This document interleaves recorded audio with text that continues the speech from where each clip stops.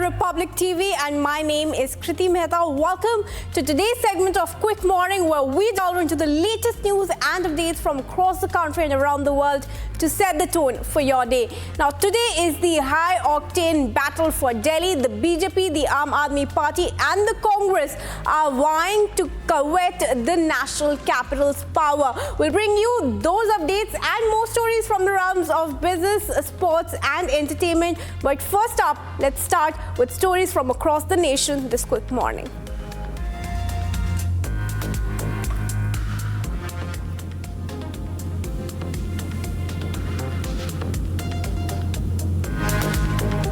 The stage is set for the Delhi Assembly election 2025. As per the schedule announced by the Election Commission of India, the voting in Delhi will take place in a single phase in all 70 assembly constituencies.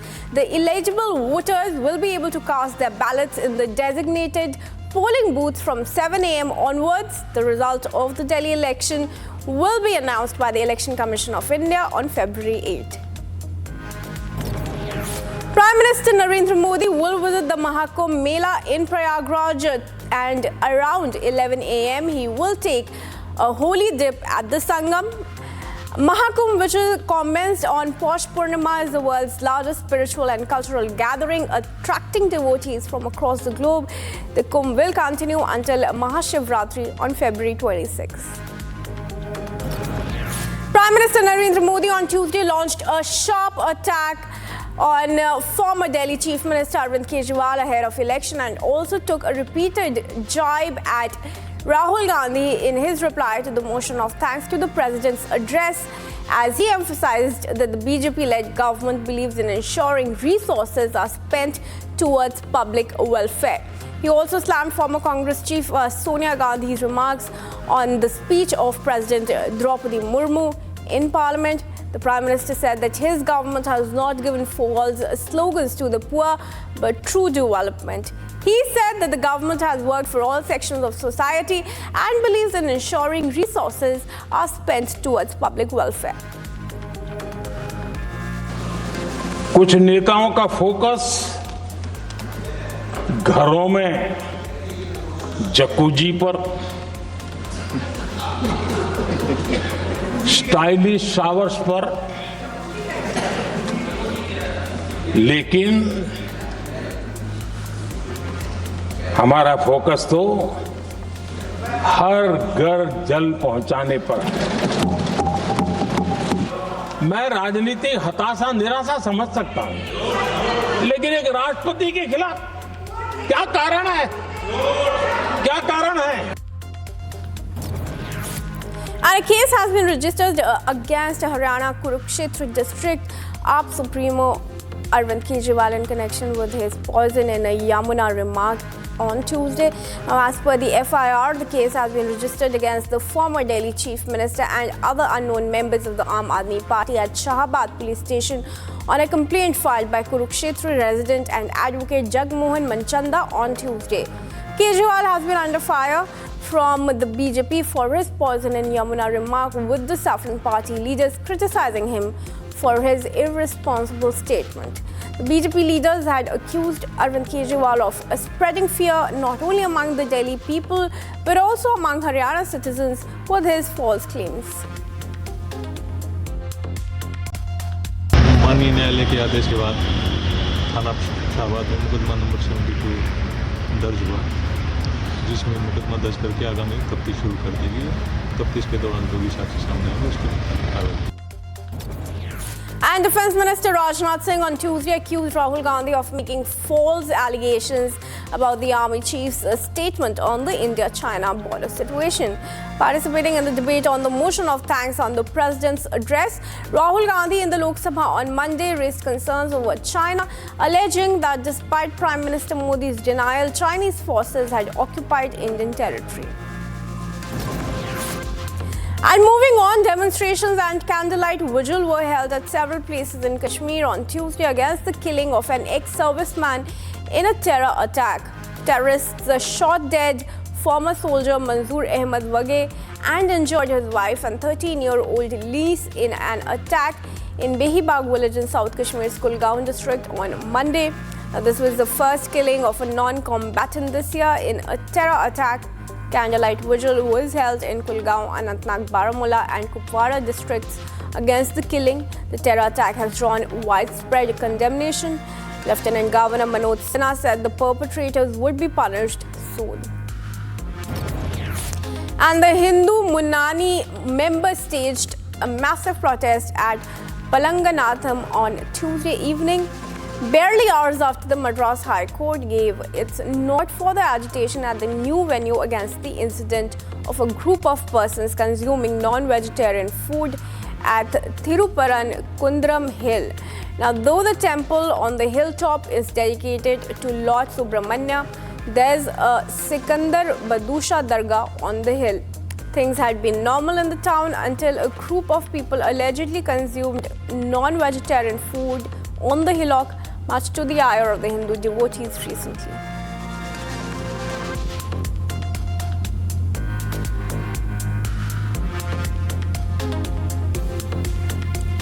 And we're also tracking the stories from the business world. Now we bring you updates on India's economic landscape, from RBI's plan to announce rate cuts to India gaining benefits after US and China trade wars. Stay tuned as we delve into the key highlights shaping the business world today.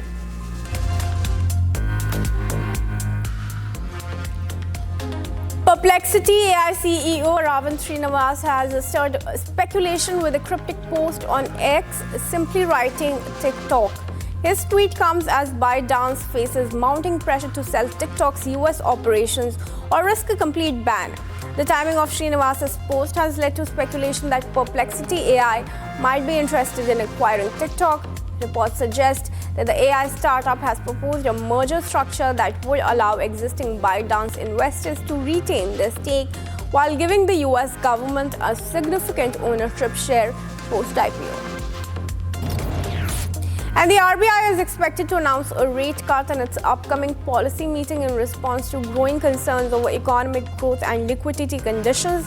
According to a Care Edge report, the Indian economy saw a slowdown in Q2 of financial year 25, with GDP growth dipping to 5.4% compared to 8.1% during the same period last year.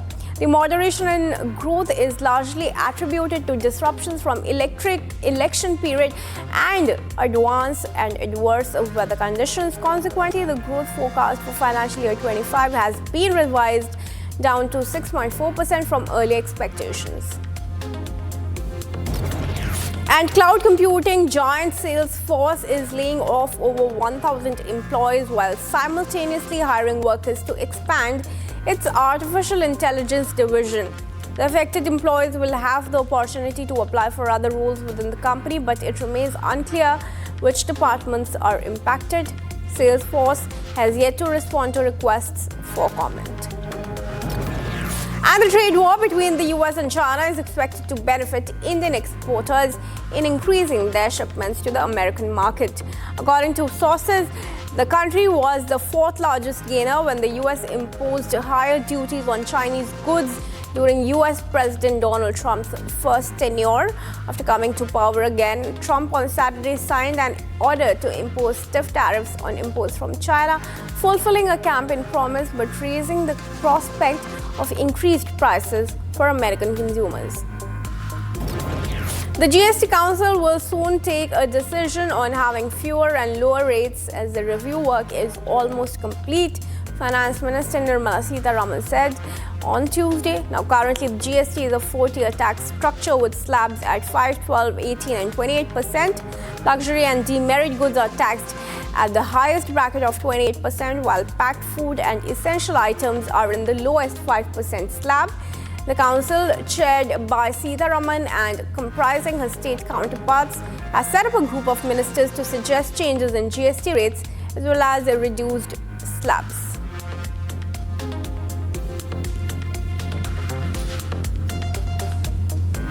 And now moving on to our international segment, where we are going to tell you stories from across the world. We are tracking the ground pulse of some of the biggest stories from across the world, starting from Trump repeating his comments on Palestinians to protesters seeking release of all hostages in Tel Aviv. Stay tuned as we bring you all the highlights shaping the global landscape.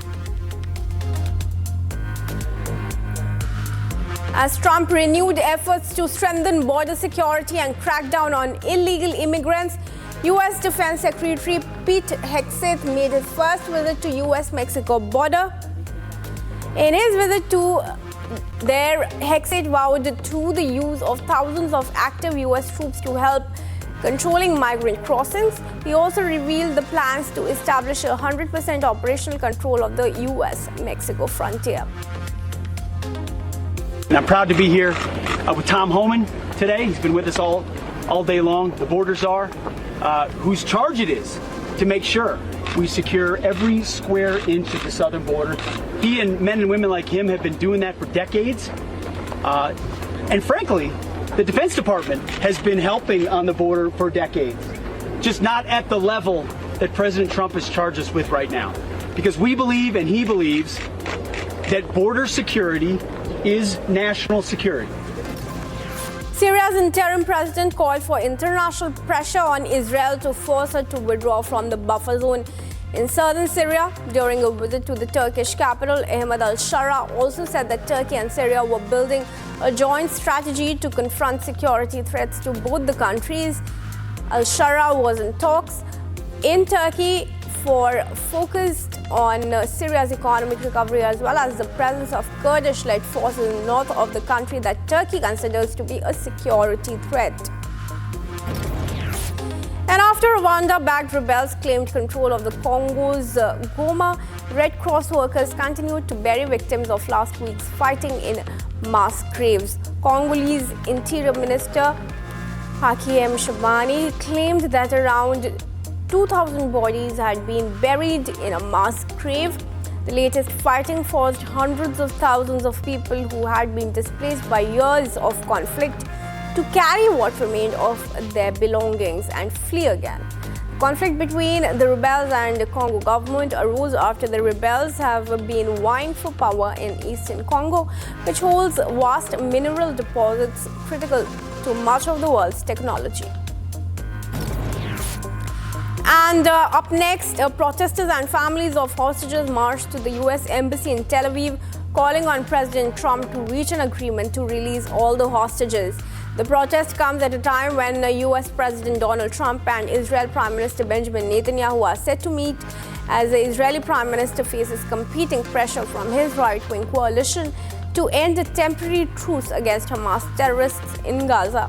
Hamas, which has reasserted control over Gaza since the ceasefire began, has said it will not release hostages in the second phase without an end to the war and Israeli forces' full withdrawal. Bibi Netanyahu will try to deceive you, will try to manipulate you like he did to President Biden. He will try to sabotage the deal like he has done so many times in the last 16 months. We trust you not to let him do this. We trust you to save Israeli and American citizens who are in clear and immediate danger.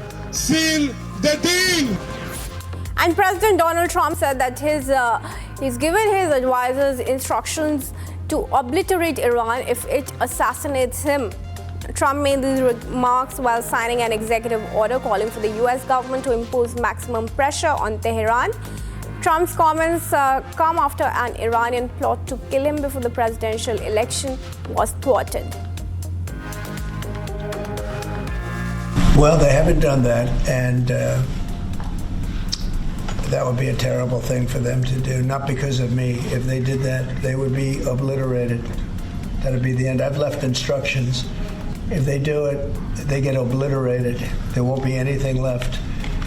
And they shouldn't be able to do it. And Biden should have said that, but he never did. I don't know why, lack of intelligence, perhaps. But he never said it. If that happens to a leader, or close to a leader, frankly, if you had other people involved also. As President Donald Trump seeks to increase enforcement targeting people living in the country illegally, some families expressed concern if it was safe to send their children to school. California Attorney General Rob Bonta assured residents that the state was home to 11 million immigrants and that all students had the right to an education regardless of their immigration status. Tens of thousands of people in Austria took to the streets of the capital to protest against the possible participation of the country's right-wing Freedom Party in a government coalition. Around 30,000 protesters took part in the demonstration in Vienna, using torches to light up the Austrian chancellery before marching past parliament denouncing right-wing Freedom Party. The protest marks the first anniversary of the mass protests against the Freedom Party 25 years ago that happened when the FPO formed a government with the Conservative People's Party.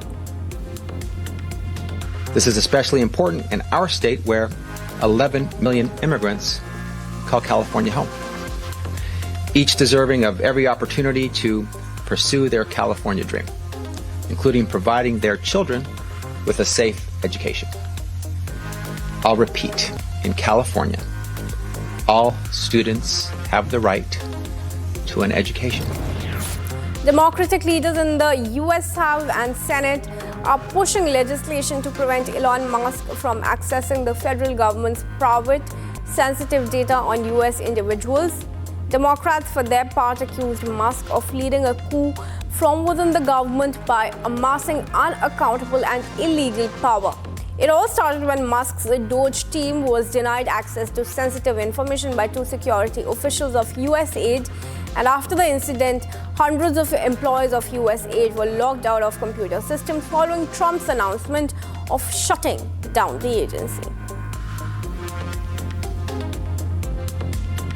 And as Trump prepares to meet with Israeli Prime Minister Benjamin Netanyahu, he has repeated comments that Jordan and Egypt should take in Palestinians affected by the war in Gaza. After signing executive orders, Trump stopped UNWRA funding and pulling the US out of Human Rights Council. Trump said that Palestinians had no choice but to leave Gaza because of the devastation wrought by Israel's war with Hamas. The comments by Trump come after Egypt and Jordan, as well as other Arab nations, have flatly rejected calls to relocate the territory's 2.3 million Palestinians during post-war rebuilding of the territory.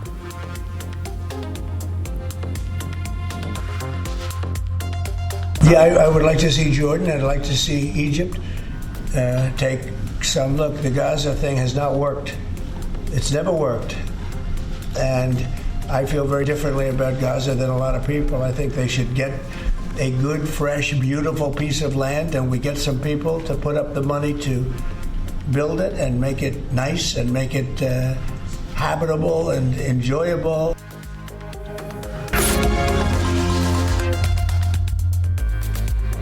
Welcome back, viewers. It's time now to delve into some of the stories from the sports world. Today we are going to tell you updates on India's ODI series against England, where Kohli is on the cusp of breaking Sachin Tendulkar's record. This and more, stay tuned.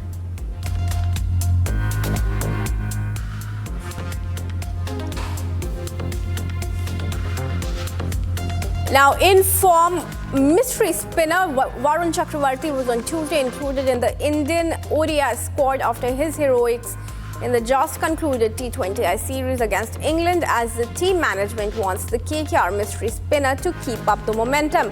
There's a fair chance that Chakravarti might just replace one of the four specialist spinners in the Champions Trophy squad. It could be one among Kuldeep Yadav or Washington Sundar, who could be asked to accommodate Chakravarti before the final squad is announced. A lot will depend on how he fares in the ODIs. India's vice-captain Shubman Gill on Tuesday defended the performance in the T20 Test Series loss in Australia, saying that one poor series does not define a team and that it is unfair to criticize a side after a rare bad outing. India suffered a 1-3 defeat in the 5-match series in Australia, bringing to an end their decade-long dominance in the Border Gavaskar Trophy. Key players such as Rohit Sharma, Virat Kohli, KL Rahul, Rishabh Pant and Gill himself are now set to return for the 3-match ODI series against England before heading to Dubai for the all-important ICC Champions Trophy. Young opening batter Sam Constance is leaving Australia's tour of Sri Lanka and flying back home to play in New South Wales next Sheffield Shield game against Queensland at the Gabba. The Australian media have reported that the decision to send back Constance was taken after it became clear that the 19-year-old batter would not be considered for selection in the second test against Sri Lanka. World number one Magnus Carlsen has demanded that International Chess Federation President Arkady resign for coercion of players, misuse of power and broken promises after talks to thrash out an agreement between the world body and the freestyle tour co-founded by him collapsed. Now, the 34-year-old Norwegian superstar was reacting to FIDE's statement on Monday, in which it declared that efforts to work out a consensus with the freestyle chess tour co-founded by Carlsen and German entrepreneur Hans-Henrik Björtner had failed over the use of the term World Championship. And Dimat Karunaratne had confirmed that he will retire from international cricket after the second test against Australia in Galle. It is also the landmark 100th test of his career, having made his debut in 2012. Overall, he has amassed 7,172 runs at an average of 39.4 with 16 countries and 39 50s, 16 centuries. Opening up on his retirement, Karunaratne stated that it is difficult for him to stay motivated to play only 4 test matches in a year. Moreover, he also noted that the second test against Australia will be the end of the World Test Championship cycle. At the same time, his form has deserted, with his last century coming 26 innings ago. And Virat Kohli is on the cusp of breaking a major record of Sachin Tendulkar, demanding the upcoming ODI series against England. India last played an ODI against Sri Lanka in July 2024. And as for Kohli, he is very close to amassing a massive milestone in ODI cricket, needing only 94 runs to complete 14,000 runs in the format. Kohli will become only the third cricketer to breach the 14,000 run mark as and when he gets there, and will easily be the fastest to milestone as well. Sachin Tendulkar and Kumar Sangakkara are the only players to go past the said mark in one-day internationals so far. It took them 350 and 378 innings respectively to reach 14,000 runs in ODI cricket. And Punjab Kings head coach Ricky Ponting revealed that they were willing to go even higher to acquire their new captain Shreyas Iyer's services, even after going as far as rupees 26.75 crore to get him at the IPL 2025 auction. Iyer will reunite with Ponting as captain coach after having worked with him in the same capacity in the past. Talking about the Kings' auction strategy, Ponting said that he wanted a strong Indian core to rebuild the franchise from scratch.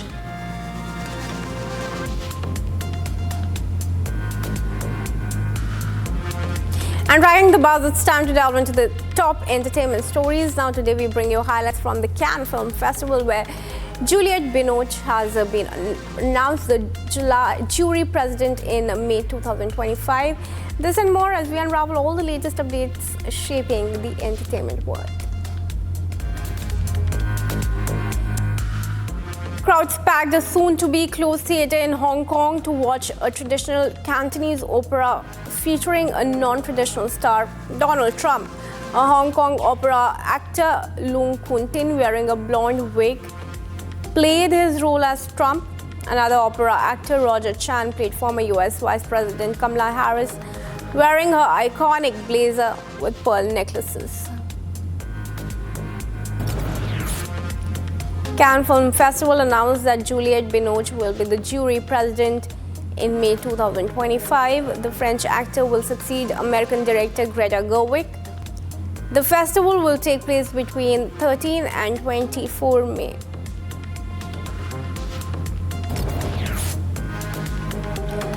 Sotheby's will auction a Stradivarius violin this Friday in New York and expected sell for $12 to $18 million. It is currently owned by the New England Conservatory in Boston, and proceeds from the sale will go to student scholarships. This violin was owned by Joseph Joachim, arguably the most famous and most notable violinist of the 19th century. It was owned by him for more than 50 years, and then it was owned by a number of other important violinists, and then was gifted to the New England Conservatory, which is now going to sell it for student scholarships. Now, starting this spring, Beyonce will bring her Grammy-winning Cowboy Carter to stadiums on both continents. The announcement arrived after the superstar won the Grammy's top prize Album of the Year for the first time. She is both the most awarded and nominated artist in Grammy's history. And prior to Sunday night, she had been up for the category 4 times before.